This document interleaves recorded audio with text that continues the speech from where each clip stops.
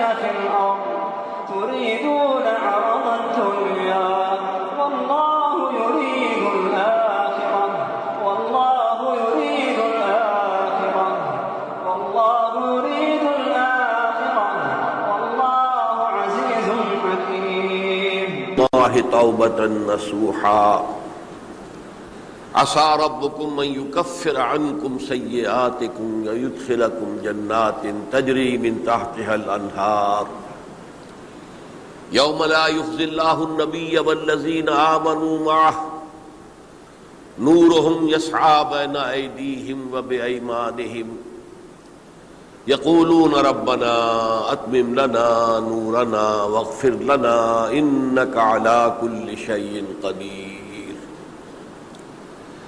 وقال عز وجل كما ورد في سورة النور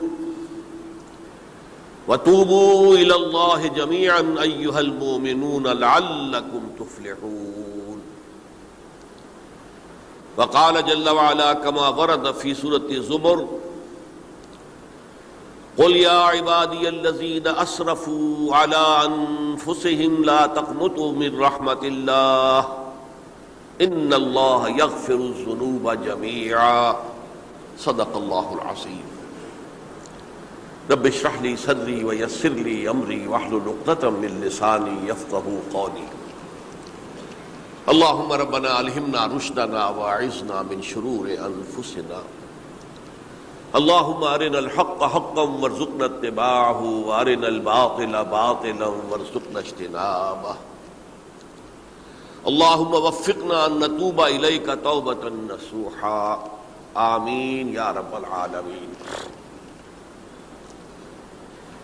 آپ میں سے بہت سے حضرات کے علم میں ہوگا اخباری اطلاع کی بنیاد پر کہ میری آج کی گفتگو کا موضوع ہے توبہ کی عظمت اور اس کی تاثیر. اس کا پس منظر یہ ہے کہ پچھلے کئی مہینوں سے میری تقریر جو ہے وہ جو اس وقت عالمگیر حالات ہیں اور جو امت کو خطرات درپیش ہیں اور اس کے ضمن میں جو پیشین گوئیاں احادیث نبویہ میں موجود ہیں، جو میں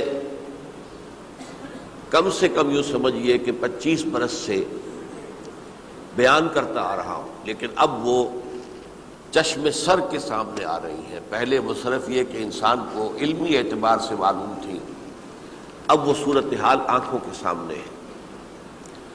تو اس پر چونکہ گفتگو ہوتی رہی، لیکن ہر مرتبہ گفتگو کا اختتام اس پر ہوا کہ اس کا علاج کیا ہے، بچنے کا راستہ کون سا ہے. تو عام طور پر ایک لفظ پر توبہ، البتہ اس میں انفرادی توبہ، اجتماعی توبہ. انفرادی توبہ سے انسان اپنے گناہوں کی سزا سے بچ جاتا ہے. آخرت میں اللہ تعالیٰ اسے اپنے عفو و درگزر کا، اپنی رحمت کا، اپنے فضل کا مستحق قرار دے دیتا ہے۔ لیکن دنیا میں قوم کی حالت نہیں بدلتی جب تک اجتماعی توبہ نہ ہو۔ اس اجتماعی توبہ کے ضمن میں مختصراً تو میں نے کچھ باتیں عرض کی ہیں، لیکن پھر بھی چونکہ ہر مرتبہ گفتگو کے اختتام پر یہ بات آتی تھی اور وقت ختم ہو رہا ہوتا تھا، لہذا اس کے بارے میں تفصیل سے گفتگو نہیں ہو سکتی۔ تو آج میں نے طے کیا کہ جو حالات ہیں وہ تو اب سامنے آ رہے ہیں۔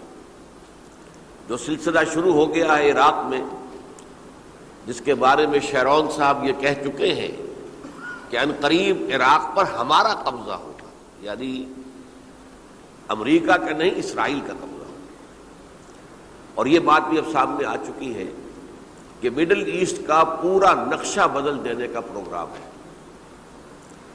یہ جو مڈل ایسٹ کے ممالک ہیں یہ کب وجود میں آئے تھے؟ پچھلی صدی، 20ویں صدی میں جو پہلی جنگ عظیم ہوئی، اس سے پہلے یہ پورا علاقہ سلطنت عثمانیہ میں تھا، خلافت عثمانیہ کے تحت۔ پورا شمالی افریقہ، پورا یہ مغربی ایشیا، حجاز سمیت سارا معاملہ ایک سلطنت، ایک ملک، خلافت کے تحت۔ پہلی جنگ عظیم کے بعد پھر حصے بکھرے کیے انہوں نے، جیسے کہ مال غنیمت کو بیٹھ کر بعد میں تقسیم کیا جاتا ہے کہ اس عالم عرب کے جو ہے اب ٹکڑے ٹکڑے کر دو اور انہیں باہم تقسیم کرو۔ مصر، عراق یہ برطانیہ، شام، الجزائر یہ فرانس کا، لیبیا اطالوی، آگے ہسپانویوں کا۔ یہ سارے ٹکڑے جو ہوئے تھے اور ملک بنے تھے، یہ تو اس وقت کی بندرباٹ تھی۔ اسی طرح اب کہا جا رہا ہے کہ اس جنگ کے بعد حقیقت میں مڈل ایسٹ کا نقشہ تبدیل کر دیا جائے گا۔ یہ صرف چینج آف ریجیم نہیں ہے، چینج آف ریجن ہے، علاقے کا۔ اور اس کو ہم اپنی اصطلاح میں جب کہیں گے تو گویا کہ ایک عظیم تر اسرائیل کے قیام کا منصوبہ ہے جس پر عمل کا آغاز ہو گیا۔ ورنہ اس جنگ کی کوئی وجہ سمجھ میں نہیں آتی، کوئی جرم ثابت نہیں ہوا صدام کا۔ پہلی خلیج کی جنگ میں تو اس کا جرم ثابت تھا، اس نے کویت پر حملہ کیا تھا۔ اس وقت تو کوئی جرم سرے سے ہے ہی نہیں۔ ان کے اپنے معائنہ انسپیکٹر جا کر بتاتے رہے کہ کچھ نہیں دیکھا ہم نے، وہاں کچھ نہیں پایا۔ اس حوالے سے سوچئے کہ کیا جواز، کوئی جواز، پوری دنیا میں یہ بات تسلیم کی جاتی ہے کہ بلا جواز حملہ ہے، اور کس قدر شدت سے ہے، کتنی طاقت سے ہے، کتنی قوت سے ہے، کتنی فوجیں آئی ہیں، کتنے جو ہے خلیج کے اندر جہاز کھڑے ہوئے ہیں جن پر سے کہ ہوائی جہاز اڑتے ہیں، کتنے چھوٹے چھوٹے جہاز کھڑے ہوئے ہیں، کہاں کہاں سے حملے ہو رہے ہیں۔ تو اصل میں وہ کتاب الملاحم کے اندر حضور نے جن خبروں کی پیشن گوئی کی تھی وہ اب ہمارے سامنے ہے۔ اسی طرح پاکستان کا معاملہ ہوتے ہوتے رفتہ رفتہ ہمارے گرد گھیرا تنگ ہو رہا ہے۔ ہم پر ایک الزام تو وہ کہتے ہیں کہ آپ چاہے لاکھ دفعہ قسم کھا لیں ہم نہیں مانیں گے، شمالی کوریا کو ایٹمی صلاحیت جو ہے وہ آپ نے فراہم کی، ہمارے پاس ثبوت ہے۔ اس کے بدلے میں ان سے میزائل ٹیکنالوجی آپ نے لی ہے، ہمارے پاس ثبوت ہے۔ اور آپ کشمیر میں کراس بارڈر انفلٹریشن اور ٹیررزم کو روک نہیں سکے، آپ نے نہیں روکا ہے۔ اور یہ جو ہے فنڈامنٹلسٹ جو ہیں آپ کے ملک میں سر اٹھا رہے ہیں، 2 صوبوں میں ان کی حکومتیں بن گئی ہیں، اس سے تو اندیشہ ہے کہ کہیں ایٹمی صلاحیت جو ہے آپ کی وہ ان کے ہاتھ میں نہ چلی جائے، پھر تو وہ القاعدہ اور ٹیررسٹ کے حوالے پہنچ جائے گی۔ لہذا حالات جو ہیں بہت دگرگوں ہیں، اور یہی وجہ ہے کہ اس کا عکس ہمیں نظر آتا ہے بھارت کا جو طرز عمل ہے اس وقت، جس طرح تھریٹننگ انداز اس کا اس وقت ہے، اتنا اس سے پہلے کبھی نہیں تھا۔ وہ کہتے ہیں کہ جو اصول امریکہ نے اختیار کیا ہے کہ جس ملک سے مستقبل میں کوئی اندیشہ ہے اس پر پہلے سے حملہ کرنے کا حق حاصل ہے ہمیں، یہ نہیں کہ اس کا کوئی جرم ثابت ہو، ہمیں اندیشہ ہے لہذا ہمیں حملہ کرنے کا حق حاصل ہے۔ تو اسی طرح پھر ہمیں بھی پاکستان کے اوپر حملہ کرنے کا حق حاصل ہے۔ بہرحال میں ان میں اب زیادہ وقت صرف نہیں کرنا چاہتا، یہ چیزیں تو اب رائٹنگ آن دی وال کی حیثیت سے ہماری نگاہوں کے سامنے ہیں۔ آج میں چاہتا ہوں کہ اس توبہ کے موضوع پر کچھ عرض کروں، اور اس میں بھی ایک خاص بات جس کی طرف کہ میرا ذہن حال ہی میں منتقل ہوا ہے، وہ آج اس میں یوں سمجھیے کہ اضافی طور پر آپ کے سامنے رکھوں گا۔ دیکھیے، توبہ کے بارے میں قرآن مجید میں بے شمار آیات ہیں، اور توبہ جو ہے ہماری دینی تعلیمات کا ایک اہم ستون ہے۔ میں نے ابھی صرف 3 مقامات سے آیات آپ کو سنائی ہیں۔ یا ایھا الذین آمنوا توبوا الی اللہ توبۃ نصوحا، اہل ایمان اللہ کی جناب میں توبہ کرو خلوص کے ساتھ، اخلاص کے ساتھ۔ توبۃ النصوح، زبانی کلامی نہیں، توبہ کی تسبیح نہیں، بالفعل توبہ۔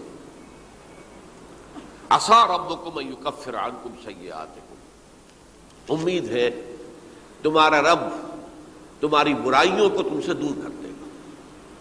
یہ توبہ کی تاثیر ہے۔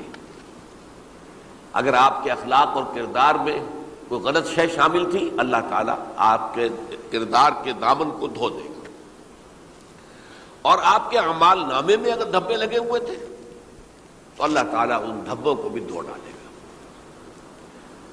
عسیٰ ربکم ان یکفر عنکم سیئاتکم ویدخلکم جنات تجری من تحتہا الانہار، اور تمہیں داخل کرے گا ان باغات میں جن کے دامن میں ندیاں بہتی ہوں گی۔ یوم لا یخزی اللہ النبی والذین آمنوا معہ، وہ دن جس دن اللہ تعالیٰ اپنے نبی کو رسوا نہیں کرے گا، معاذ اللہ ثم معاذ اللہ، اور نبی کے ساتھ ہی ان کو بھی کہ جو ان کے ساتھ ایمان لائے۔ نورہم یسعی بینہم بین ایدیہم و بایمانہم، ان کا نور ان کے سامنے طرف اور داہنی طرف دوڑتا ہوا ہوگا۔ نور ایمان قلب سے پھوٹ رہا ہوگا اور وہ سامنے روشنی ڈالے گا، اور نور اعمال صالحہ داہنے ہاتھ کی طرف سے چونکہ عمل کرتے ہیں نیک ہم، تو وہاں سے نور ظاہر ہوگا جو دنیا میں اعمال کی شکل میں کمایا گیا تھا۔ اور اس وقت یہ اہل ایمان کہتے ہوں گے، یقولون ربنا اتمم لنا نورنا واغفر لنا، اے اللہ ہمارے نور کو کامل فرما دے۔ اس کا پس منظر یہ ہے کہ ظاہر بات ہے کہ ایمان کے درجات بھی بے شمار ہیں۔ کہاں ابو بکر صدیق کا ایمان، کہاں ایک عام صحابی کا ایمان، کہاں ہم جیسے غیر صحابہ عام مسلمانوں کا ایمان، کہ نسبت خاک رابع عالم پاک، اسی نسبت سے اس نور کی انٹینسٹی ہوگی۔ حضور نے فرمایا کچھ لوگوں کا نور تو اتنا ہوگا کہ وہ مدینے سے صنعاء تک اس کی روشنی پہنچ رہی ہوگی، یمن کے دارالحکومت تک، اور کچھ لوگوں کا نور اتنا ہوگا کہ صرف ان کے قدموں کے آگے روشنی ہو جائے گی، جیسے ٹارچ ہوتی ہے آپ کے ہاتھ میں۔ تو ظاہر بات ہے کہ اگر آپ کو رات کے وقت جنگل سے گزرنا ہو اور پگڈنڈی ہو کوئی اور اندھیری شب ہو، تو آپ کے لیے وہ ٹارچ بھی کس قدر بڑی غنیمت ہے کہ آدمی دیکھ لیتا ہے کہ سامنے سانپ ہے، کیا ہے، گڑھا ہے، کھائی ہے، کیا ہے۔ تو اس روز وہ جن کو وہ ٹارچ نصیب ہو گئی وہ بھی بہت خوش قسمت، بہت خوش قسمت، بہت خوش قسمت ہوں گے۔ لیکن ان کا کیا کہنا جن کا نور مدینے سے صنعاء تک پہنچ رہا ہو۔ تو جن کے نور کی یہ انٹینسٹی کم ہوگی وہ اللہ سے دعا کرتے ہوں گے، ربنا اتمم لنا نورنا، پروردگار ہمارے نور کو بھی کامل کر دے۔ تو نے اپنے ان بندوں پر کتنا فضل کیا ہے، کتنا بڑا نور ان کو عطا کیا۔ اتمم لنا نورنا، ہمارا نور بھی اس کا اتمام فرما دے، تکمیل کر دے۔ واغفر لنا، اور یہ کیسے ہوگا؟ ایسے ہوگا کہ ہمارے گناہوں کی پردہ پوشی کر دے۔ گناہوں کی پردہ پوشی ہوگی تو پھر اس نور کی انٹینسٹی میں اضافہ ہو جائے۔ واغفر لنا انک علی کل شیء قدیر، یقیناً تو ہر شے پر قادر ہے۔ پھر میں نے آپ کو آیت سنائی سورہ نور کی، یہ آیت نمبر 31 بڑی طویل آیت ہے، اس کا آخری ٹکڑا ہے، وَتُوبُوا إِلَى اللَّهِ جَمِيعًا أَيُّهَا الْمُؤْمِنُونَ لَعَلَّكُمْ تُفْلِحُونَ، اے ایمان والو اللہ کی جناب میں سب مل جل کر توبہ کرو تاکہ تم فلاح پاؤ۔ یہ گویا کہ اجتماعی توبہ کا جو میں نے آپ کے سامنے اصطلاح بیان کی ہے، یہ اس کا نقشہ ہے۔ اور ایک اور آیت جو میں نے آپ کو سنائی سورہ زمر کی آیت نمبر 53،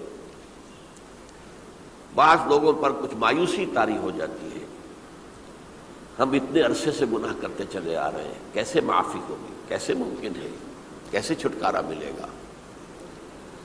ایسے لوگوں کے لیے ان کے اطمینان کے لیے، ان کی دلجوئی کے لیے، ان کی تسلی کے لیے یہ آیت عظیم ترین آیات میں سے قرآن مجید کی۔ قل یا عبادی الذین اسرفوا علی انفسہم، اے نبی کہہ دیجئے اے میرے وہ بندو جنہوں نے اپنی جانوں پر ظلم کیا ہے، ظلم اٹھایا ہے، زیادتی کی ہے۔ تم اگر گناہ کرتے رہے ہو تو اپنی جان پر ظلم کیا ہے، میرا تو کچھ نہیں بگاڑا، اللہ تو غنی ہے، اس کی تو سلطنت میں کوئی کمی نہیں آتی۔ ایک حدیث قدسی میں الفاظ آئے ہیں، میرے بندو اگر تم سب کے سب، اولکم و آخرکم و انسکم و جنکم، تمام انس و جن اور اولین سے لے کر آخرین تک کسی بدترین انسان جیسے فاسق و فاجر ہو جائیں، سب ابلیس بن جائیں، تب بھی میری سلطنت میں کوئی کمی نہیں ہوگی۔ اور اگر تم سب کے سب اولین و آخرین اور انس اور جن سب مل کر جو متقی ترین انسان ہو سکتا ہے ویسے بن جاؤ، ابو بکر صدیق بن جاؤ، تب بھی میری سلطنت میں کوئی اضافہ نہیں ہوگا۔ تو اللہ تعالیٰ کا تو کچھ بگڑتا نہیں ہے، انسان گناہ کرتا ہے تو اپنا نقصان کرتا ہے۔ قل یا عبادی الذین اسرفوا علی انفسہم، کہہ دیجئے اے نبی، اے میرے وہ بندو جنہوں نے اپنی جانوں پر ظلم کیا ہے، ستم کیا ہے، ظلم اٹھایا ہے، لا تقنطوا من رحمت اللہ۔ میں آج بعض حدیثیں اس موضوع پر آپ کو سناؤں گا، عجیب چشم کشا حدیثیں ہیں۔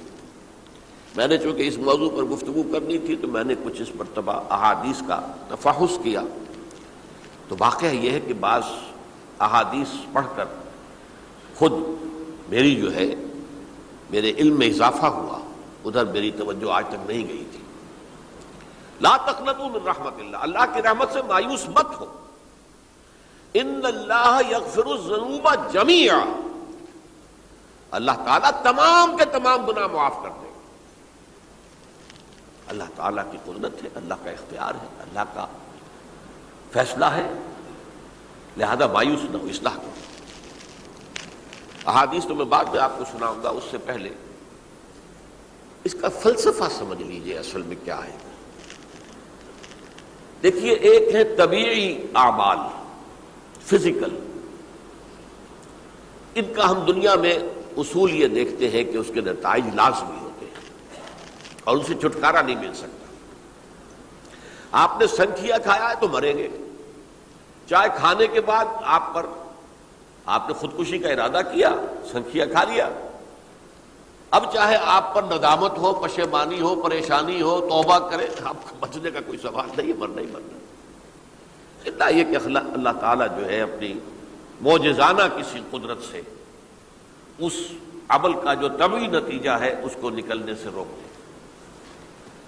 آگ کی فطرت ہے کہ وہ جلاتی ہے، اللہ کے حکم کے تحت حضرت ابراہیم کو اس نے نہیں جلایا، یا نار کونی بردن وسلام علی ابراہیم۔ لیکن یہ ہمیشہ نہیں ہوتا، یہ تو ایک دفعہ ہو گیا بس۔ اللہ جب چاہے اب بھی کر سکتا ہے، لیکن یہ روز روز نہیں ہوتا۔ روز روز جو بھی فزیکل لاز ہیں وہ چل رہے ہیں، اگر وہ نہ چلے تو کوئی سائنس پاسبل ہی نہ ہو، کوئی ٹیکنالوجی ممکن ہی نہ ہو۔ یہ تو ان فزیکل کیمیکل لاز جو ہیں ان کا دوام ہے کہ جس کی وجہ سے یہ ساری سائنس اور ٹیکنالوجی اب کہاں سے کہاں پہنچ رہی ہے کہ عروج آدم خاکی سے انجم سہمے جاتے ہیں کہ یہ ٹوٹا ہوا تارا کہیں مہی کا عمل نہ بن جائے۔ تو یہ توبہ جو ہے فزیکل اعمال میں مفید نہیں ہے، چاہے آپ پر یہ احساس میں کیا کر بیٹھا، کیا میں نے کیا، کیوں میں نے کھا لیا یہ سن کیا، وہ تو اب اثر کرے۔ جو اخلاقی اعمال ہیں ان کا قانون یہ نہیں ہے۔ اخلاقی اعمال کے نتائج ختم ہو جاتے ہیں توبہ کے ساتھ۔ یہ ایک بہت بڑا قانون ہے، بہت بڑا قانون۔ ایسا نہیں ہے کہ کسی گناہ سے انسان کی فطرت میں کوئی ایسی مستقل کجی واقع ہو جائے کہ جس کی اصلاح کی کوئی صورت ہی نہ ہو، یہ نہیں ہے۔ بڑے سے بڑے گناہ، بڑے سے بڑے گناہ توبہ کرو، خلوص دل سے کرو، جو اس کے اصول ہیں، جو اس کے قواعد ہیں، جو اس کے ضوابط ہیں، جو اس کی شرائط ہیں، ان کو پورا کرو۔ تو بڑے سے بڑے اعمال، برے سے برے اعمال، میں حدیثیں آج آپ کو سناؤں گا، حیران کو، کیونکہ عام طور پر یہی ہوتا ہے کہ مواعظ میں چونکہ لوگوں کو اصلاح کی ترغیب دلانی ہوتی ہے تو وہ جو انذار کا پہلو ہے اسے زیادہ نمایاں کیا جاتا ہے۔ اللہ کی طرف سے شدید ذو انتقام، اللہ انتقام لینے والا ہے، اللہ سزا دینے والا ہے۔ لیکن یہ دوسرا پہلو جو ہے وہ بھی اپنی جگہ پر بہت اہمیت کا حامل ہے کہ طبیعی اعمال کے نتائج اور عواقب اور اخلاقی اعمال کے نتائج و عواقب یہ ایک جیسے نہیں ہیں۔ اب اس معاملے میں تاریخ مذاہب عالم میں جو بہت بڑی غلطی ہوئی، تورات میں حضرت آدم اور حوا علیہ السلام سے جو غلطی اور خطا ہو گئی تھی، آپ اندازہ کیجئے کیا مقام اللہ نے عطا کیا تھا، سارے فرشتوں کو ان کے سامنے سجدہ کروا دیا تھا، اور ایک ہی حکم تو دیا تھا نا کہ اس درخت کے قریب نہ جانا، اور تو ابھی کوئی شریعت نہیں تھی، کوئی لمبے چوڑے احکام نہیں تھے، کھاؤ جہاں سے چاہو، اس ایک درخت کے پیچھے پاس نہ جانا، وَلَا تَقْرَبَا هَٰذِهِ الشَّجَرَةَ فَتَكُونَا مِنَ الظَّالِمِينَ۔ اور وہی کام کر بیٹھے حضرت آدم اور حضرت حوا علیہ السلام۔ کتنا بڑا گناہ، کتنا بڑا گناہ، کتنا بڑا گناہ، لیکن قرآن نے وضاحت کر دی کہ آدم نے توبہ کی، اللہ نے معاف کر دیا۔ اللہ تعالیٰ سے کلمات سیکھے، ندامت دل میں پیدا ہو گئی حضرت آدم میں، لیکن الفاظ نہیں تھے، کن الفاظ میں اللہ سے معافی مانگوں، مجھ سے خطا ہو گئی، بہت بڑی غلطی ہو گئی۔ وہ الفاظ بھی اللہ نے سکھائے، فَتَلَقَّىٰ آدَمُ مِن رَبِّهِ كَلِمَاتٍ، یہ ہے جس میں کہ وہ علامہ اقبال کا ایک شعر ہے ان کے نوجوانی کے دور کا، جس پر میں بھول رہا ہوں کہ داغ دہلوی تھے یا کوئی اور تھے کہ جنہوں نے علامہ سے کہا تھا میاں اس عمر میں اور یہ شعر، اس بڑی محفل میں بات آئی تھی کہ موتی سمجھ کے شان کریمی نے چن لیے قطرے جو تھے میرے عرق انفعال کے۔ انفعال کہتے ہیں عربی میں پشیمانی، شرمندگی، اور عام طور پر جب کسی انسان پر پشیمانی اور شرمندگی طاری ہوتی ہے تو پیشانی جو ہے اس پر کچھ پسینہ سا آتا ہے۔ تو قطرے جو تھے میرے عرق انفعال کے، موتی سمجھ کے شان کریمی نے چن لیے، اللہ کی نگاہ میں ان کی اتنی قیمت، ان کی اتنی وقت میرے بندے نے پشیمانی اختیار کی ہے، اپنے اس غلط کام کے اوپر اسے رنج اور افسوس ہو رہا ہے، تو اللہ کی نگاہ میں اس کی یہ عظمت ہے، یہ قدرت ہے۔ تو اللہ تعالیٰ نے جب حضرت آدم کے دل میں وہ پشیمانی پیدا ہو گئی تو الفاظ نہیں تھے، کن الفاظ میں؟ ہم کہتے ہیں نا کہ مجھے سمجھ نہیں آ رہا کہ میں کس منہ سے آپ سے بات کروں، میری یہ حیثیت نہیں ہے، میں کن الفاظ میں اپنی جو ہے خطا کا اعتراف کروں۔ تو اللہ نے وہ کلمات خود سکھا دیے، فَتَلَقَّىٰ آدَمُ مِن رَبِّهِ كَلِمَاتٍ فَتَابَ عَلَيْهِ إِنَّهُ هُوَ التَّوَّابُ الرَّحِيمُ۔ یہ چیز کہیں تورات جب دوبارہ مرتب ہوئی ہے تو وہ نکل گئی، اس میں رہ گئی، باقی اس میں شامل نہیں ہوئی۔ یہ تاریخی اعتبار سے جان لیجئے، تورات جو ہے وہ آج سے 2500 بلکہ 2600 برس قبل سے دنیا سے غائب ہے۔ یہ تورات کا جو نسخہ تھا یروشلم میں 587 قبل مسیح میں جب نبوکدنضر نے، شاید آج کل آپ دیکھ رہے ہوں، یہ عراق کی جنگ میں عراق کے جو خاص ڈویژنز ہیں عراقیوں کے، ریپبلکن گارڈز کے، ان میں سے ایک کا نام جو ہے وہ نبوکدنضر ڈویژن ہے، ایک کا حمورابی ڈویژن ہے۔ حمورابی جو ہے عراق کا بہت پرانا بادشاہ تھا، اور تاریخ انسانی میں سب سے پہلا قانون اس نے مرتب کیا تھا، حمورابی۔ یہ بہت پرانی تہذیب ہے، دنیا کی غالباً سب سے زیادہ اینشنٹ تہذیب جو ہے وہ عراق کی ہے، حضرت ابراہیم یہی پیدا ہوئے شہر عور میں۔ تو نبوکدنضر نے جب تباہ کیا تھا یروشلم کو، 6 لاکھ آدمیوں کو قتل کیا اور 6 لاکھ کو قیدی بنا کر لے گیا بیبیلونیا، بابل کا لفظ بھی آج کل آ رہا ہے۔ کسی زمانے میں وہ عظیم شہر تھا دنیا کا، اب وہ معمولی سا شہر رہ گیا ہے، نئے شہر بڑھ گئے۔ تو اس وقت سے اس نے جب یروشلم میں جو ہیکل سلیمانی حضرت سلیمان کی بنائی ہوئی مسجد تھی اس کو جب گرایا ہے، اس کے بعد سے وہیں پر وہ نسخہ رکھا ہوا تھا تورات کا، پھر دنیا میں وہ نسخہ اب نہیں ہے۔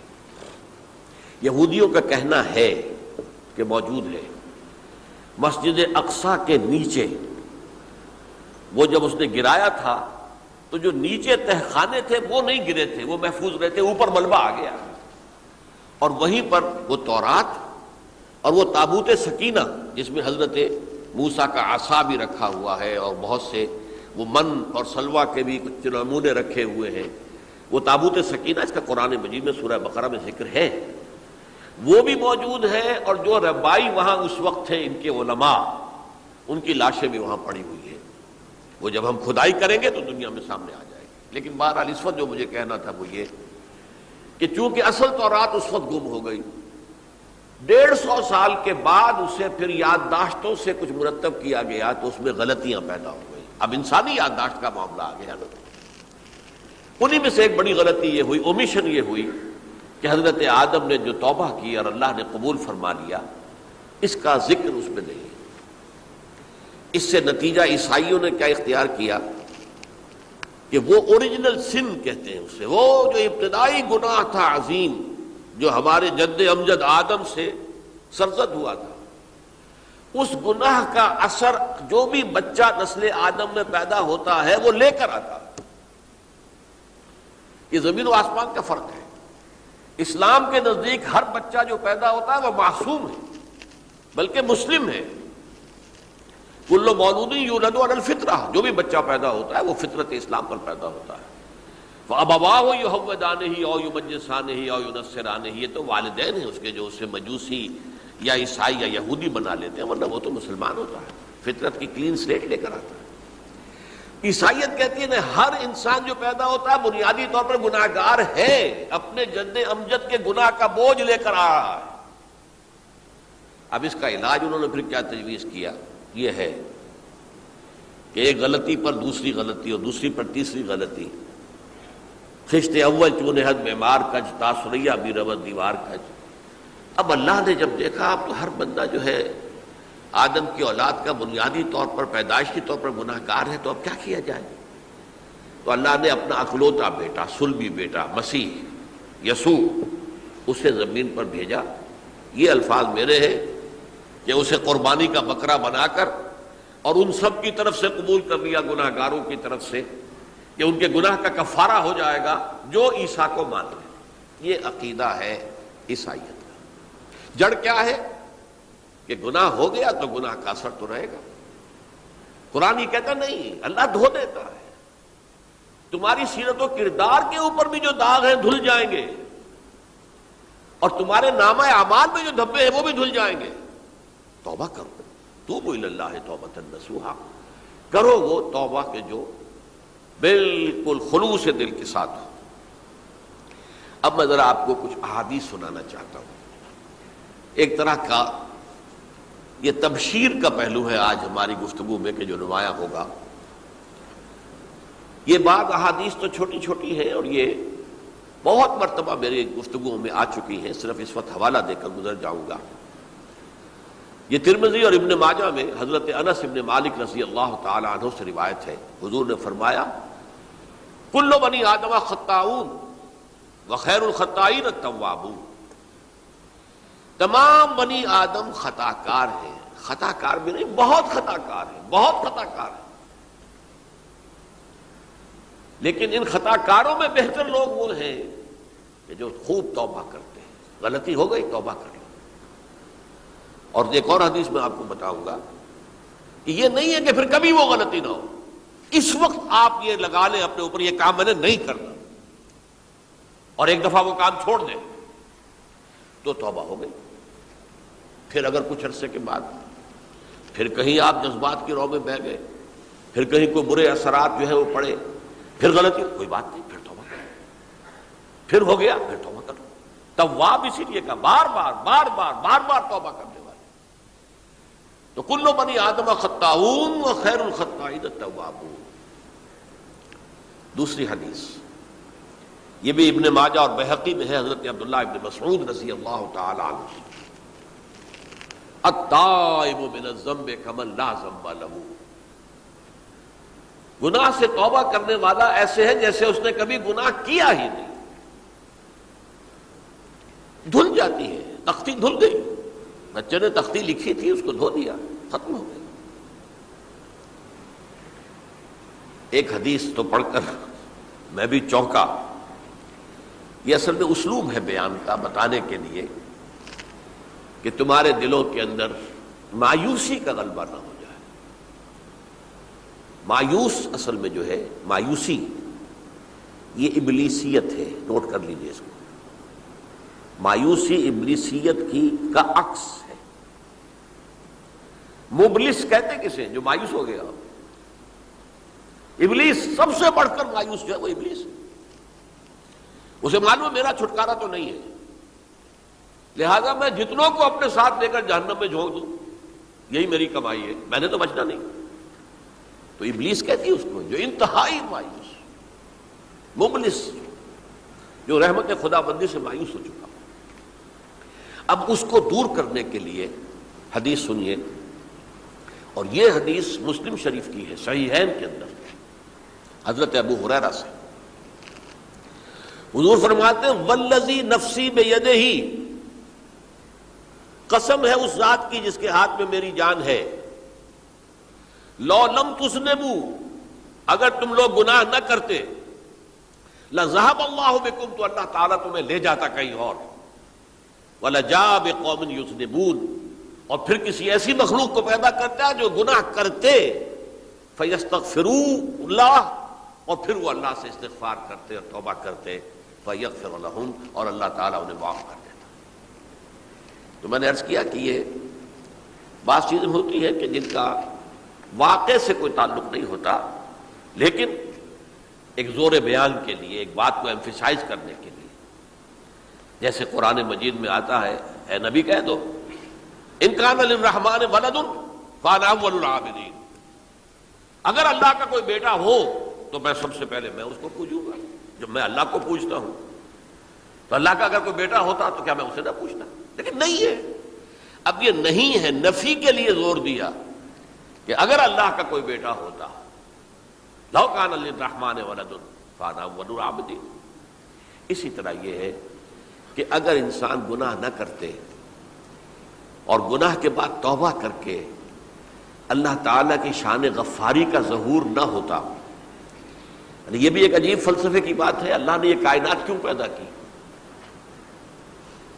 قرآن مجید میں اس کو براہ راست ایڈریس نہیں کیا گیا اس مسئلے کو میرے علم کی حد تک. ہو سکتا ہے کہیں بہت خفی انداز میں ہو اور ابھی تک میری نگاہ سے بھی جو ہے وہ چھپا رہ گیا، ہو سکتا ہے. قرآن مجید کے غامض نکات ایسے ہو سکتے ہیں. کوئی شخص، میں تو کہتا ہوں کہ اگر کوئی شخص کہتا ہے، میرے بارے میں ایک عالم دین نے کہہ دیا تھا کہ اسے قرآن پر بڑا عبور حاصل ہے، تو میں نے انہیں پیغام پہنچایا، جن صاحب نے مجھے ان کا یہ جملہ سنایا تھا کہ آپ نے قرآن کی توہین کی ہے. قرآن پر عبور کسی انسان کو نہیں ہو سکتا. عبور کا مفہوم کیا ہے؟ دریا کے دو کنارے ہیں، آپ اس کنارے سے اس کنارے چلے گئے تو آپ نے عبور کیا دریا. قرآن کے کنارے ہیں ہی نہیں، لا پیدا کنار. لہذا یہ کہہ دینا کسی کے بارے میں کہ قرآن مجید، اب انہوں نے تو ایک طرح سے میری تعریف کی تھی، میرے ایک ساتھی سے جملہ کہا تھا، ان کے وہ عزیز تھے، تو گویا کہ وہ جو میری تنظیم میں تھے ان کو خوش کرنے کے لیے کہہ دیا ہو یا جو بھی ہو، ان کے دلی جذبات ہو سکتا ہے کہ میں نے کہا انہیں یہ میرا پیغام پہنچا دیجیے، آپ نے قرآن کی توہین کی ہے. قرآن پر عبور کسے ہو سکتا ہے؟ نہ معلوم کتنے مقامات ہیں کہ جہاں امام راضی بھی کھڑے ہوئے ایسے نظر آتے ہیں دہشت زدہ. اعلم ان هذا المقام مقام غامض مہیب عمیق، ہوشیار کے رہ مردب تیغست قدم رہا، ہوشیار ہو جاؤ، یہ بڑا خطرناک مقام ہے، بہت مشکل مقام ہے، اس کے تہ تک پہنچنا کسی کے لیے ممکن نہیں ہے. سورہ حدید کی آیت هو الاول والآخر والظاہر والباطن پر یہ الفاظ ہیں جو امام راضی نے لکھے. تو اس لیے میں آپ سے عرض کر رہا ہوں کہ یہ کہنے کا انداز ہے والذی نفسی بیدہ لو لم تذنبوا، اس ہستی کی قسم جس کے ہاتھ میں میری جان ہے، اگر تم گناہ نہ کرتے، تو میں عرض کر رہا تھا تو اللہ کی شان غفاری کیسے ظاہر ہوتی؟ اللہ نے کائنات کیوں پیدا کی؟ کنت کنزا مخفیا فاحببت ان اعرف فخلقت الخلق۔ محدثین کرام اگرچہ اس حدیث کی سند کو پختہ نہیں مانتے، لیکن اکثر مفسرین نے اس کو تسلیم کیا ہے۔ علامہ آلوسی نے تسلیم کیا کہ میں ایک چھپے ہوئے خزانے کے مانند تھا۔ اب خزانہ کہیں پڑا ہے، اس کا کیا حاصل کیا ہے؟ وہ تو کہیں کھلے، کسی کے پاس جائے، کوئی اسے فائدہ اٹھائے تب تو کوئی فائدہ ہوا نا۔ تو کن تو کنزا مخفیا، میرے اندر طاقت تھی، قوت تھی، خلاقی تھی، میری شانیں ساری میرے اندر ہی اندر تھی نا۔ کن تو کنزا مخفیا فاحببت ان اعرف، تو میں نے یہ چاہا کہ مجھے پہچانا جائے۔ فخلقت الخلق، تو میں نے خلق کی تخلیق کی ہے، اب مجھے پہچانو اس کائنات کے ذریعے سے، یہ میری تخلیق ہے، آؤ دیکھو۔ ایک مصور اپنی تصویروں کی نمائش لگا، دیکھو میرے شاہکار، آؤ دیکھو، یہ میرے فن کے کمال کے نمونے، آؤ دیکھو۔ تو یہ ہے سب، دیکھو زمین آسمان، ان فی خلق السماوات والارض واختلاف اللیل والنہار والفلک التی تجری فی البحر بما ينفع الناس وما انزل اللہ من السماء من ماء فاحیا به الارض من بعد موتها۔ یہ ساری آیات ہیں، غور کرو۔ اور اسی لیے انسان کو پیدا کیا جس میں یہ فیکلٹی آف اپریسیشن، اللہ کے حسن و جمال و کمال کو پہچاننے کی صلاحیت ہے۔ ورنہ ظاہر بات ہے کہ یہ جمادات کیا پہچانیں گے اللہ کو، یہ پہاڑ کیا پہچانے گا اللہ کو؟ اللہ کو پہچاننے کی صلاحیت انسان میں ہے۔ تو یہ چونکہ ایک فلسفہ ہے باقاعدہ کہ اللہ نے تعالیٰ، اسی سے میں کہہ رہا ہوں اگر گناہ نہ ہوتا اور پھر توبہ نہ ہوتی اور میں اس کو معاف نہ کرتا تو میری شان غفاری کا ظہور کیسے ہوتا؟ میری شان ہے نا، غفار بھی ہوں، ستار بھی ہوں، اس کا ظہور کیسے ہوتا؟ تو والذی نفسی بیدہ لو لم تذنبوا لذهب اللہ بکم ولجاء بقوم یذنبون فیستغفر اللہ فیغفر لهم۔ اگر تم لوگ گناہ نہ کرتے تو اللہ تمہیں ختم کر کے کوئی اور ایسی مخلوق پیدا کرتا کہ جو گناہ کرے اور پھر وہ توبہ کرے اور اللہ اسے معاف کرے۔ اسی سے ملتی جلتی ایک حدیث ہے، یہ امام احمد اور امام بہقی لائے ہیں، اور اس کے راوی حضرت علی ہے رضی اللہ تعالی عنہ۔ ان اللہ یحب العبد المؤمن المفتن التواب، اللہ تعالیٰ کو بہت محبت ہے، یحب۔ اب دیکھیے ایک طرف وہ آیات ذہن میں لائیے، اللہ تعالیٰ کن سے محبت کرتا ہے؟ واللہ یحب المحسنین، یا وہ لوگ ان اللہ یحب الذین یقاتلون فی سبیلہ صفا کانہم بنیان مرصوص، اللہ محبت کرتا ہے اپنے ان بندوں سے جو اس کی راہ میں جنگ کرتے ہیں صفے باندھ کر، گویا سیسا پلائی ہوئی دیوار ہے۔ یہ ہے مثبت کام، نیک کام، محسنین، اللہ کی راہ میں قتال کرنے والے۔ یہاں اس کے برعکس کہا جا رہا ہے ان اللہ یحب، اللہ تعالیٰ محبت کرتا ہے اپنے اس بندے سے، العبد المومن، جو مومن ہو۔ اس کی ایک اور بڑی پیاری حدیث آئے گی، المفتن التواب، جو بہت فتنوں میں مبتلا ہو جاتا ہو اور پھر بہت توبہ کرتا ہو، مفتن التواب، لیکن ساتھ ہی پلٹتا ہو، رجوع کرتا ہو، پھر اللہ کے حضور میں حاضر ہوتا ہو، پھر معافی مانگتا ہو۔ اللہ تعالیٰ کو اپنا ایسا بندہ بہت پسند ہے۔ اب میں کچھ اور حدیثیں آپ کو سنا رہا ہوں۔ توبہ کا دروازہ دو اعتبارات سے کہا گیا ہے کہ ایک وقت آنے پر بند ہو جاتا ہے۔ ایک حدیث کے تو الفاظ میں نوٹ کر کے نہیں لایا ہوں کہ اللہ تعالیٰ نے توبہ کا ایک دروازہ اتنا چوڑا کھلا رکھا ہوا ہے کہ جس کو عبور کرنا جو ہے وہ سال ہا سال میں ممکن ہو، اور یہ بند نہیں ہوتا جب تک کہ سورج مغرب سے طلوع نہ ہو جائے۔ یہ قیامت کی جو آخری، قریب قیامت کی جو آخری نشانیاں ہیں ان میں سے وہی حدیث میں آپ کو سنا رہا ہوں، عن ابی ہریرہ رضی اللہ تعالی عنہ، اور یہ مسلم شریف کی روایت ہے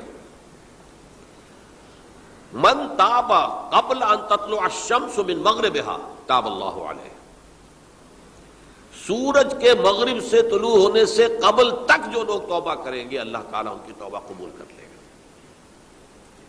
البتہ جب وہ قیامت کی وہ نشانی ظاہر ہو جائے کہ سورج مغرب سے طلوع ہو رہا ہے، اب دروازہ توبہ کا بند ہے، اب اس کے بعد اگر توبہ کوئی کرتا ہے تو اللہ تعالیٰ اس کی توبہ کو قبول نہیں کرے گا۔ یہ تو اجتماعی سطح پر ہوئی۔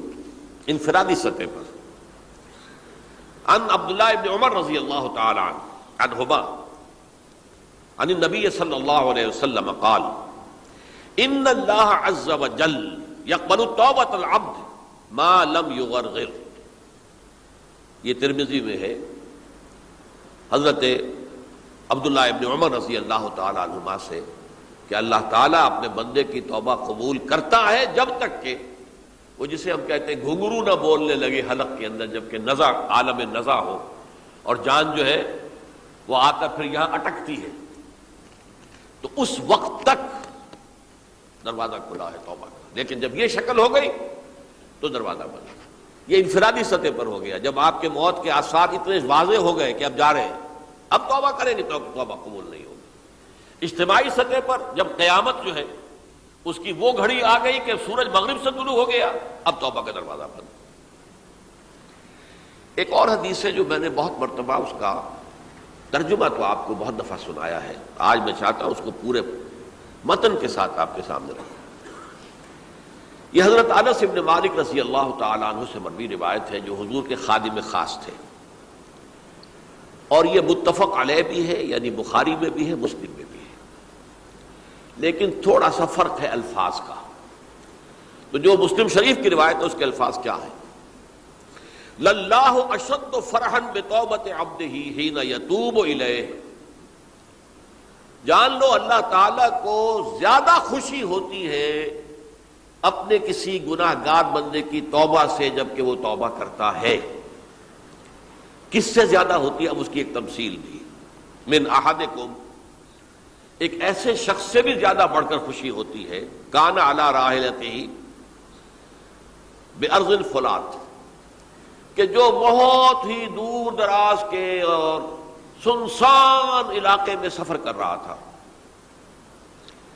فانتحرفت منہ، اس کی سواری جو ہے گم ہو گئی، وعلیہا طعامہ وشرابہ، اسی پر اس کا کھانا بھی تھا اور پانی بھی تھا، اونٹنی پر سفر کر رہا تھا، اسی پر ہوتا ہے راحلہ جو ہے راستے کا سامان۔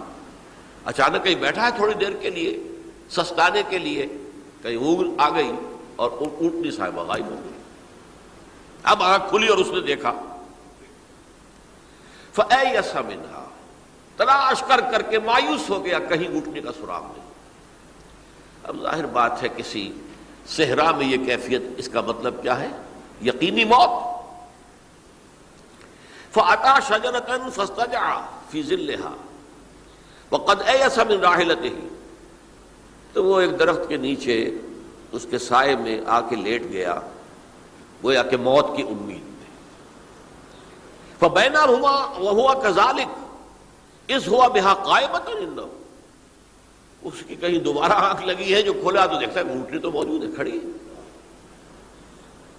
تو وہ فوراً اس کی وہ جو رسی ہے وہ پکڑتا ہے، فَأَخَذَ بِخِتَامِهَا ثُمَّ قَالَ مِن شِدَّةِ الْفَرْحِ، اب جو اسے مسرت ہوئی اس کا آپ اندازہ کر سکتے ہیں، ایک یقینی موت کا معاملہ آ چکا تھا، اور اچانک اللہ تعالیٰ نے وہ کھوئی ہوئی اونٹنی جو ہے وہ واپس دلا دی۔ تو وہ کہنا تو یہ چاہتا تھا، اللہ تو میرا رب ہے، میں تیرا بندہ ہوں، لیکن جسے ہم کہتے ہیں کہ خوشی کی انتہا فرط مسرت میں ایسی زبان لڑکھڑائی، اس نے کہا اللہم انت عبدی وانا ربک، اے اللہ تو میرا بندہ ہے، میں تیرا رب ہوں، یہ کہہ بیٹھا۔ تو یہ کیا ہے؟ فرط مسرت جسے آپ نے، خوشی کی انتہا، کہ جس میں انسان جو ہے اتنی بڑی خطا کر بیٹھتا ہے۔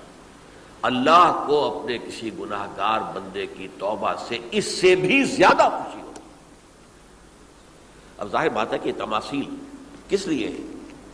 بعض لطائف، بعض حقائق اتنے لطیف ہوتے ہیں کہ ان کو بیان نہیں کیا جا سکتا بتمام و کمال، تو مثالوں کا سہارا لیتے ہیں۔ اللہ کو کتنی خوشی ہوتی، کیا سمجھیں گے؟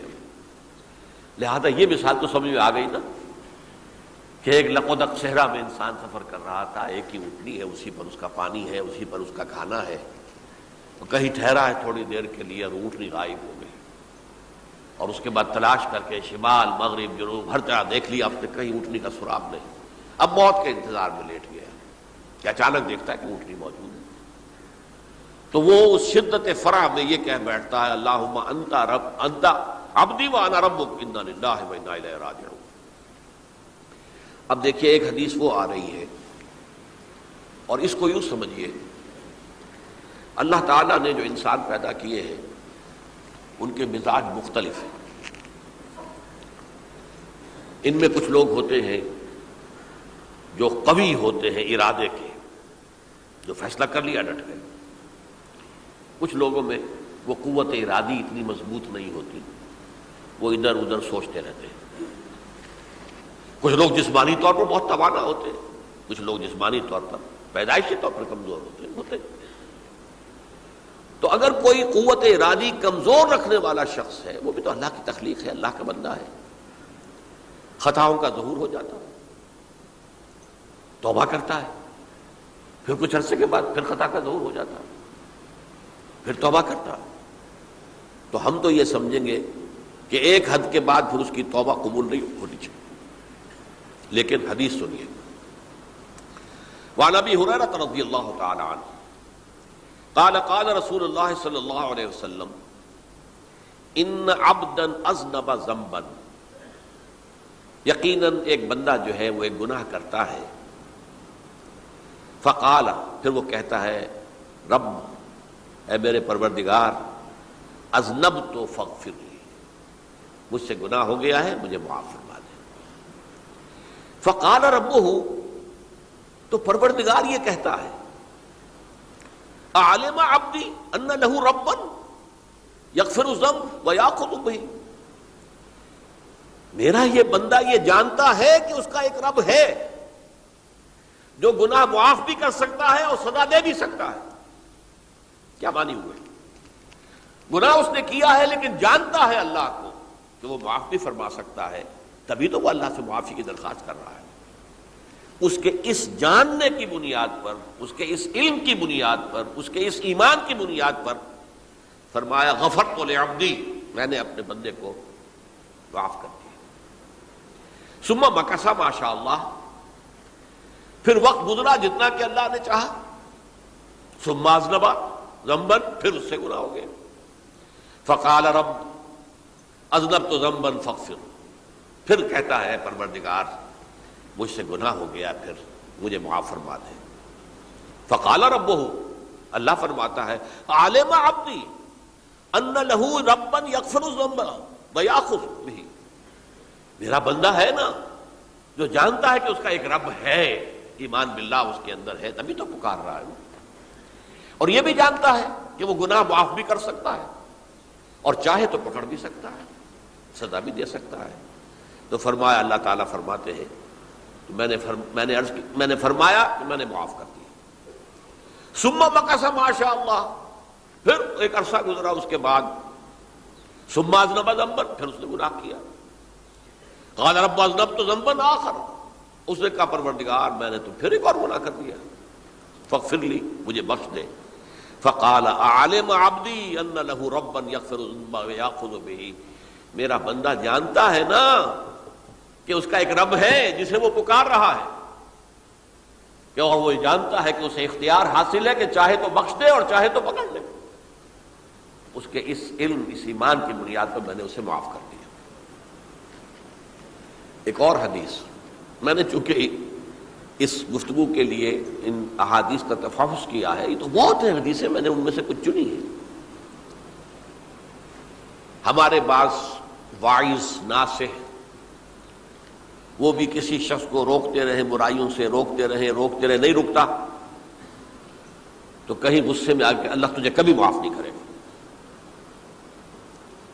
یہ کتنا بڑا جرم ہے، اس کا اندازہ کیجئے اس حدیث سے۔ تم میرے بندے کو میری رحمت سے مایوس کر رہے ہیں، کتنا بڑا جرم ہے اس کا اندازہ کیجئے۔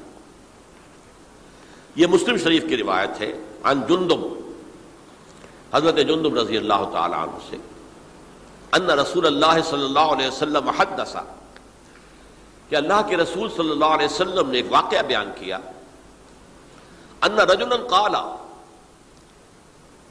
کہ ایک شخص نے یہ کہا، واللہ لا یغفر اللہ لفلان، کہ خدا کی قسم اللہ تعالیٰ فلاں شخص کو کبھی معاف نہیں کرے گا، وَأَنَّ اللَّهَ تَعَالَى قال، اس پر اللہ تعالیٰ نے یہ فرمایا، مَنْ ذَا الَّذِي يَتَعَالَّىٰ عَلَيَّ، یہ کون ہے جو میرے اوپر حکومت کرنے والا آ گیا، جو میری طرف سے حکم لگا رہا کہ میں کبھی معاف نہیں کروں گا۔ مَنْ ذَا الَّذِي، کون ہے وہ شخص، الَّذِي يَتَعَالَّىٰ عَلَيَّ انی لا اغفر لفلان، کہ میں فلاں شخص کو کبھی معاف نہیں کروں گا، قد غفرت لفلان، اس کو تو میں نے معاف کر دیا، واحبطت عملہ، اس شخص کے تمام اعمال میں نے ضائع کر دیے کہ تم نے میرے بندے کو مایوس کیا۔ یہ ہے جرم کی انتہا۔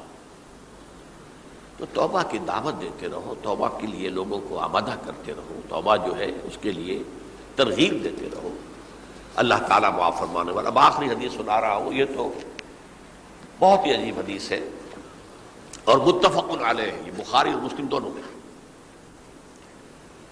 حضرت ابو سعید الخدری رضی اللہ تعالی عنہ جو ہے وہ اس کے راوی ہیں۔ حضور نے فرمایا، کانا فی من کانا قبلکم رجل قتل 99 نفسا، تم سے پہلے جو امت تھی بنی اسرائیل، گویا کہ ان کا ذکر ہے، اس میں ایک آدمی ایسا تھا جس نے 99 قتل کیے تھے۔ اب آپ اندازہ کیجئے کتنا بڑا گناہ کبیرہ ہے قتل۔ قرآن مجید میں آتا ہے وَكَأَنَّمَا قَتَلَ النَّاسَ جَمِيعًا، اگر ایک انسان کو بھی ناحق قتل کر دیا گیا تو یہ ایسی ہے گویا کہ اس نے پوری نوع انسانی کو قتل کر دیا، اس نے 99 قتل کیے۔ فَهَلْ لَهُ مِن تَوْبَةٍ، پھر اس کے بعد یہ ہوا کہ اس کے اندر توبہ کا جذبہ پیدا ہوا۔ فَسَأَلَ عَنْ أَعْلَمِ أَهْلِ الْأَرْضِ، تو اس نے پھر سوال کیا، لوگوں سے پوچھا کہ زمین میں رہنے والوں میں کون سب سے بڑا عالم ہے۔ فَدُلَّ عَلَىٰ رَاهِبٍ، تو اسے بتایا گیا فلاں راہب فلاں جگہ پر ہے، وہ بہت نیک ہے، بڑا عالم ہے۔ فَأَتَاهُ، وہ اس کے پاس آیا، فَقَالَ أَنَّهُ قَتَلَ 99 نَفْسًا فَهَلْ لَهُ مِن تَوْبَةٍ، انہوں نے کہا دیکھیے راہب صاحب، میں نے 99 انسان قتل کیے، اب مجھے یہ بتائیے کہ میرے لیے توبہ کا کوئی امکان ہے؟ فقال لا، اس نے کہا نہیں۔ فقتلہ، اس نے اس کو بھی قتل کر دیا۔ فکمل بہ 100، اپنی سینچری مکمل کر لی، مطلب 99 کے بعد ایک ہی کسر تھی، اس کو بھی قتل کیا، 100 پورے کر لیے۔ ثم سأل عن عالم اہل الارض، پھر اس نے پوچھا کوئی اور، کوئی بڑے عالم انسان ہو۔ فدل علی رجل عالم، پھر اس کی رہنمائی کی گئی ایک بڑے عالم شخص کی طرف۔ فقال انہ قتل 100 نفس، تو اس نے وہاں جا کر کہا کہ میں 100 انسان ہلاک کر چکا ہوں، قتل کر چکا ہوں۔ فہل لہ من توبہ، میرے لیے توبہ کا کوئی امکان ہے؟ فقال نعم، اس نے کہا کیوں نہیں، 100 قتل کیے تب بھی کیا ہے، توبہ کا راستہ دروازہ کھلا ہوا ہے، ما لم یغرغر، جب تک کہ وہ گھنگرو نہیں بج رہا اس وقت تک تمہارے توبہ کا دروازہ کھلا ہوا ہے۔ فرمایا نعم، وَمَن يَحُولُ بَيْنَهُ وَبَيْنَ التَّوْبَةِ، تمہاری توبہ کے درمیان اور تمہارے درمیان کون حائل ہو سکتا ہے، توبہ کا دروازہ کھلا ہے۔ لیکن ساتھ ہی کہا انطلق الی ارض کذا و کذا، اب تم ایسے کرو جہاں تم رہتے ہو وہاں نہ جاؤ واپس، وہاں کا ماحول اچھا نہیں ہے، معاشرہ اچھا نہیں ہے، ہو سکتا ہے کہ تم توبہ پر قائم نہ رہ سکو، تم فلاں جگہ چلے جاؤ، وہاں اچھے لوگ آباد ہیں، ان میں جا کر رہو۔ فإن بها أناسا يعبدون اللہ تعالی، وہاں ایسے لوگ آباد ہیں جو اللہ کی بندگی کرتے ہیں۔ فاعبد اللہ معہم، تو تم ان کے ساتھ مل کر اللہ کی بندگی اور پرستش کرو۔ ولا ترجع الی ارضک، اپنی زمین کی طرف اپنے وطن میں واپس مت جاؤ۔ فإنها ارض سوء، وہ بری جگہ ہے۔ فانطلقا، تو وہ چل پڑا، ہجرت کر رہا ہے، اس جگہ جا رہا ہے جہاں کا راہب نے بتایا تھا۔ حتی اذا نصف الطریق، جب آدھا راستہ اس نے پورا کر لیا، اتاہ الموت، موت آ گئی۔ فاختصمت فیہ ملائکۃ الرحمت و ملائکۃ العذاب. اب وہ جہنم کے فرشتے بھی آ گئے اس کی جان قبض کرنے کو، اور جنت کے بھی آ گئے. فقالت ملائکۃ الرحمہ، رحمت والے جو فرشتے ہیں جنت والے، انہوں نے کہا جا تائبا مقبلا بقلبہ اللہ تعالی، یہ شخص توبہ کر کے اللہ تعالیٰ کی طرف ہجرت کر رہا تھا، اس لیے اس کی نیت کی بنیاد پر اب یہ جنتی ہے، لہذا اس کی روح ہم قبض کریں گے.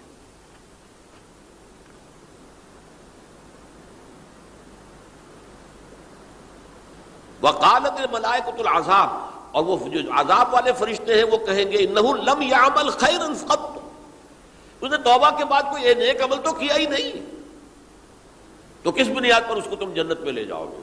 اس کو تو دوزخ میں جانا چاہیے. فاتاہ ملک فی صورت آدمی، تو ان کے پاس اللہ نے ایک اور فرشتے کو بھیج دیا آدمی انسانی شکل کے اندر. فجعلوہ بینہم، تو ان فرشتوں نے کہا بھائی ہمارا فیصلہ کرا دو، اس کی روح ہم لینا چاہتے ہیں یا ہم لینا چاہتے ہیں. انہیں حکم بنا لیا. فقال قیسوا ما بین الارضین فإلی ایتہما کان اقرب، کہ تم فاصلہ ناپ لو جہاں سے وہ چلا ہے اور جہاں جا رہا تھا اور یہاں اس کی موت ہو رہی ہے، تو کون سا فاصلہ زیادہ ہے. جب ناپا گیا، بلکہ ایک حدیث میں آتا ہے کہ اس پر اللہ نے زمین کو جو ہے حکم دے دیا، ایک طرف والی زمین تو سکڑ جا، دوسری والی جو ہے تو پھیل جا، تاکہ وہ جو جدھر جو جا رہا تھا وہ زیادہ قریب ہو جائے بنسبت اس کے کہ جہاں سے وہ چلا تھا. تو اس فیصلے پر پھر جو فرشتے تھے جو کہ رحمت کے فرشتے تھے وہ اس بندے کو لے گئے جنت کے اندر. یہ ہے توبہ کی عظمت اور اس کی تاثیر. اب آئیے اجتماعی توبہ کا طریقہ کار جو میں نے بہرحال بیان کیا ہے. پہلے افراد توبہ کریں اور صحیح توبہ کریں. صحیح توبہ کیا ہے؟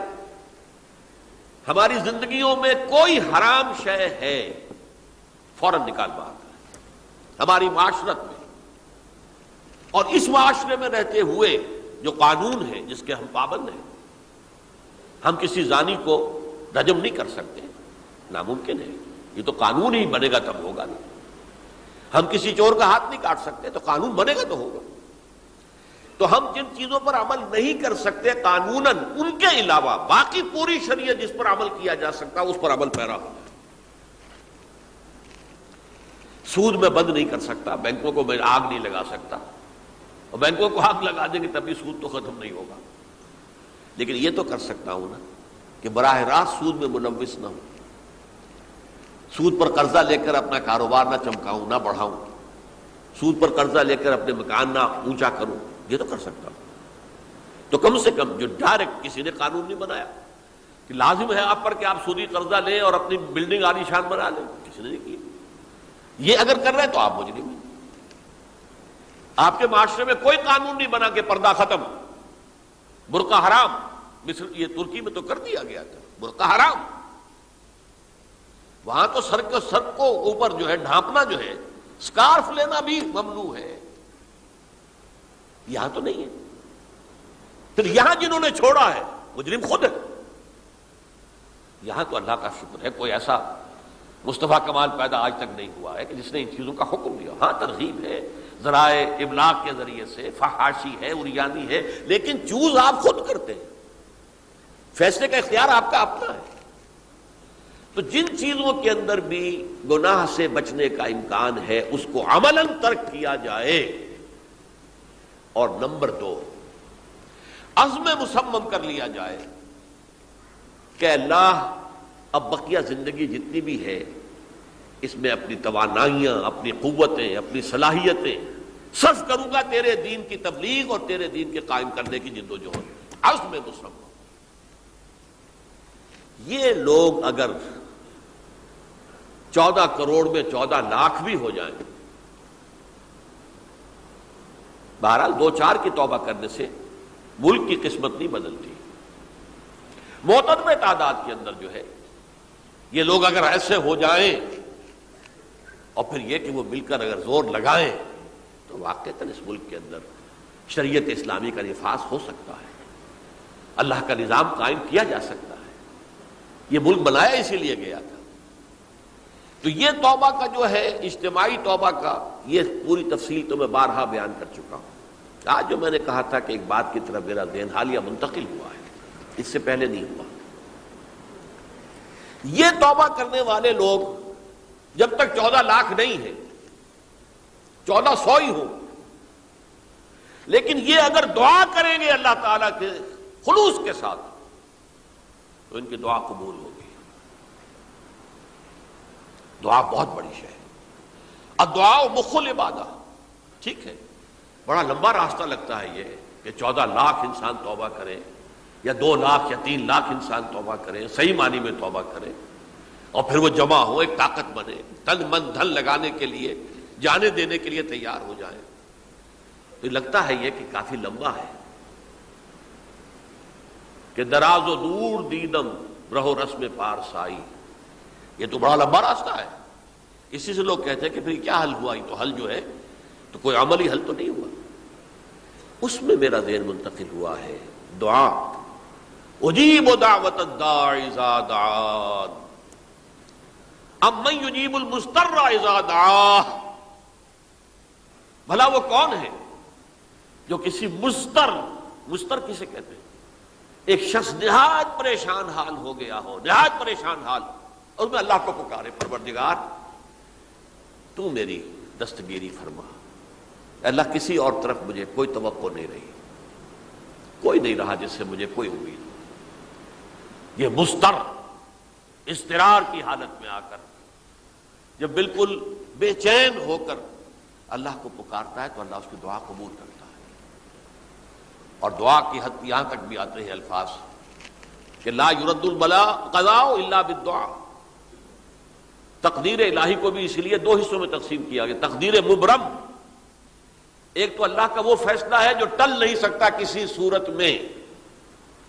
ایک تقدیر معلق ہوتی ہے تو صحیح اللہ کا فیصلہ، لیکن اس میں تبدیلی ہو سکتی ہے. یہ جو تقدیر معلق ہوتی ہے اس میں دعا انتہائی مؤثر شے ہے.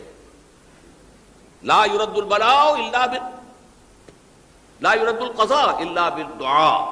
قضا جو ہے وہ نہیں بدل سکتی سوائے دعا کے. اس دعا کی تو کم سے کم ہم منادی کریں، لیکن پہلے شرط وہی ہے، ورنہ وہ دعا نہیں ہے، ورنہ وہ توبہ نہیں ہے. توبہ صحیح ہو، حرام سے اپنے وجود کو، اپنے گھر کو پاک کریں، اس کے بغیر کچھ نہیں. اس کے بغیر تو جیسے کہ کہا گیا سورہ مائدہ میں قل یا اہل الکتاب لستم علی شیء حتی تقیموا التوراۃ والانجیل. اے نبی ان سے کہہ دیجئے اے اہل کتاب تمہاری کوئی حیثیت اللہ کی نگاہوں میں نہیں ہے، تمہاری کوئی دعا اللہ کے ہاں قابل پذیرائی نہیں ہے جب تک کہ تم تورات اور انجیل کو قائم نہیں کرتے. لہذا دعائیں تو نہ بنو. 30 لاکھ آدمی جو ہے حج کے موقع پر کیسی کیسی دعائیں مانگتے ہیں. کہاں جا رہی ہیں دعائیں؟ کہاں ہیں ان کی قبولیت کے آثار؟ توبہ صحیح ہو. اور توبہ کے بارے میں آج میں نے امکانی حد تک آپ کے سامنے آج ترغیب و تشویق کا پہلو رکھا ہے. مایوسی، اس کو کہا بھی جاتا ہے مایوسی کفر ہے. اور میں نے آپ سے کہا آج کہ لا تقنطوا من رحمت اللہ ان اللہ یغفر الذنوب جميعا. 99 قتل کیے ہوں، 100 قتل کیے ہوں، تب بھی توبہ کرو گے تو اللہ توبہ قبول فرمائے گا. اور کس شان کے ساتھ قبول فرمائے گا اس حدیث کے اندر آیا، متفق علیہ حدیث صحیح بخاری اور صحیح مسلم کے اندر ہے. تو اگر ہم اس توبہ کی منادی کریں نمبر 1، اور جو لوگ توبہ کریں صحیح معنی میں، ایک طرف تو وہ جد و جہد شروع کر دیں اللہ کے دین کے قائم کرنے کی جد و جہد، اس میں پیچھے نہ رہیں، لیکن اس اثناء میں جو دعائیں وہ کریں گے، اللہ تو نے یہ ملک ہمیں عطا کیا تھا، ہم نے اپنے زور بازو سے اسے نہیں حاصل کیا، یہ سلطنت خدا داد پاکستان ہے، اور اے اللہ اے خاص ہے خاصان رسول وقت دعا ہے، امت پہ تیری آ کے جب وقت پڑا ہے. میں اپنے احساسات جو ہیں آپ کے سامنے الفاظ میں بیان نہیں کر سکتا. یہ جب یروشلم کی تباہی ہوئی تھی جس کا میں نے ذکر کیا ہے، 6 لاکھ انسان قتل ہوئے تھے، اور 6 لاکھ کو نبوکدنضر جو تھا وہ ہانک کر بھیڑوں بکریوں کی طرح بیبیلونیا لے گیا تھا. اس سے پہلے کتنے ہی نبی اہل کتاب کے وہ کہتے رہے تھے کہ ہوش کرو، توبہ کر لو. بلکہ ایک جگہ کے الفاظ یہ ہیں درخت کی جڑ پر کلہاڑا رکھا جا چکا ہے، اب بھی ہوش میں آ جاؤ، ہوش میں نہیں آئے۔ دنیا پرستی، جو بھی ان کے نفس پرستی جو بھی ان کے اوپر مسلط ہو چکی تھی، اس نے انہیں توبہ نہیں کرنے دی، تباہی و بربادی ہو گئی۔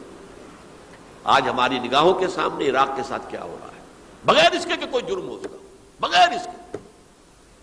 ہم تو بڑے بڑے جرم کر چکے ہیں ان کی نگاہ میں۔ نان پرولیفریشن ٹریٹی جو ہے اس کے خلاف ہمارا عمل جا رہا ہے، پوری دنیا کے اندر انہوں نے کہا کہ ہم اس کو ایٹمی صلاحیت کو نہیں پھیلنے دیں گے۔ وہ ایک خاص وقت میں افغانستان میں انہیں ہماری ضرورت تھی،